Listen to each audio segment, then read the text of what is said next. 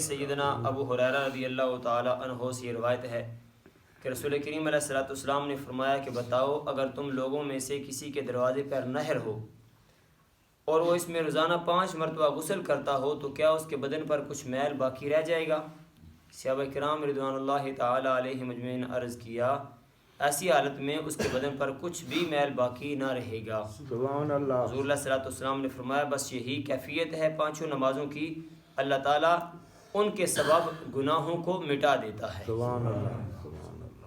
حضرت سیدنا ابو ذر رضی اللہ تعالی عنہ نے فرمایا کہ ایک روز سردی کے موسم میں جب درختوں کے پتے گر رہے تھے، یعنی پت جھڑ کا موسم تھا، نبی علیہ الصلوۃ والسلام باہر تشریف لے گئے تو آپ صلی اللہ علیہ وسلم نے ایک درخت کی 2 ٹہنیاں پکڑی اور انہیں ہلایا تو ان شاخوں سے پتے گرنے لگے۔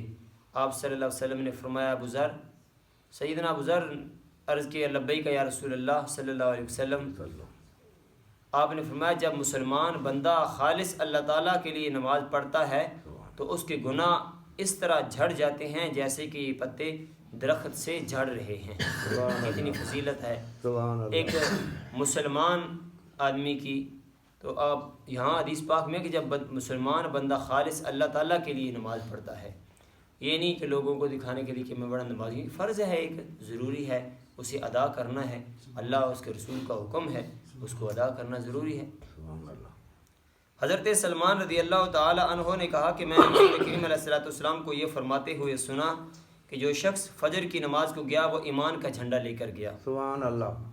جو صبح سویرے بازار کی طرف گیا تو وہ شیطان کا جھنڈا لے کر گیا۔ اب اگرچہ وہ اپنے رزق حلال کی تلاش میں کیوں نہ گیا ہو، لیکن جب نماز نہیں پڑھ کے گیا تو پھر وہ اس حدیث کے مطابق آپ نے سن لیا کہ وہ کس کا جھنڈا لے کے گیا۔ تو جس نے نماز پڑھی، اللہ کو یاد کیا، رب سے کی بارگاہ میں دعا کی اور پھر وہ اپنے روزگار کے لیے گیا تو اس کا روزگار کمانا بھی نیکی میں شمار ہوگا۔ سبحان اللہ۔ حضرت عبداللہ بن عمر بن عاص رضی اللہ تعالی عنہم سے روایت ہے کہ نبی کریم علیہ الصلوۃ والسلام نے ایک روز نماز کا ذکر کیا تو فرمایا کہ جو شخص نماز کی پابندی کرے گا تو نماز اس کے لیے نور کا سبب ہوگی، کمال ایمان کی دلیل ہوگی اور قیامت کے دن بخشش کا ذریعہ بنے گی، اور جو نماز کی پابندی نہیں کرے گا تو اس کے لیے نہ تو نور کا سبب ہوگی اور نہ کمال ایمان کی دلیل ہوگی اور نہ بخشش کا ذریعہ، اور قیامت کے دن قارون، فرعون، حامان اور ابی بن خلف کے ہمراہ ہوگا۔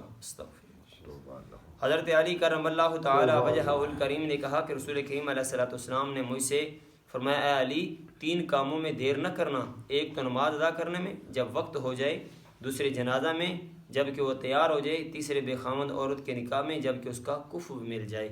تو یہ کتنی تاکید ہے نماز کی، کتنی نبی علیہ الصلوۃ والسلام نے اس کی تاکید فرمائی ہے۔ حضور علیہ الصلوۃ والسلام نے سختی بھی بڑی بیان فرمائی، وہ آئندہ آنے والے حدیثوں میں آپ سنیں گے۔ تو نماز بندہ مومن کی معراج ہے۔ حضور علیہ الصلوۃ والسلام نے فرمایا نماز میری آنکھوں کی ٹھنڈک ہے۔ تو جس حضور کی امتی نے نماز کو اپنے وقت پر ادا کیا اور نماز کو ادا ایسے کیا جیسے اللہ اور اس کے رسول نے، جیسے حضور علیہ الصلوۃ والسلام نے فرمایا ہے نماز پڑھنے کا، اب یہاں نماز جو ہے وہ ادا کرنے کا حکم ہے۔ اگر تو اس کو جناب والا وہ جیسے کہتے ہیں کہ وہ پنجابی میں کہ مغروں لا گیا ہے تو پھر تو وہ نماز نہیں، اور اگر اس وضو کا طریقہ غلط ہے، اس کی نماز جو پڑھ رہا ہے وہ غلط ہے، اس میں وہ لفظ غلط پڑھ رہا ہے، تب بھی اس کی نماز نہ ہوئی، اور اگر وہ غلط طریقے پر پڑھ رہا ہے تب بھی وہ غلط ہوئی۔ اور یہ جو نماز میں غلطیاں ہوتی ہیں نیت سے لے کر سلام تک، وہ انشاءاللہ کل والے بیان میں جو بتائی جائیں گی۔ اللہ تبارک و تعالی ہم سب کو عمل کی توفیق عطا فرمائے۔ آمین۔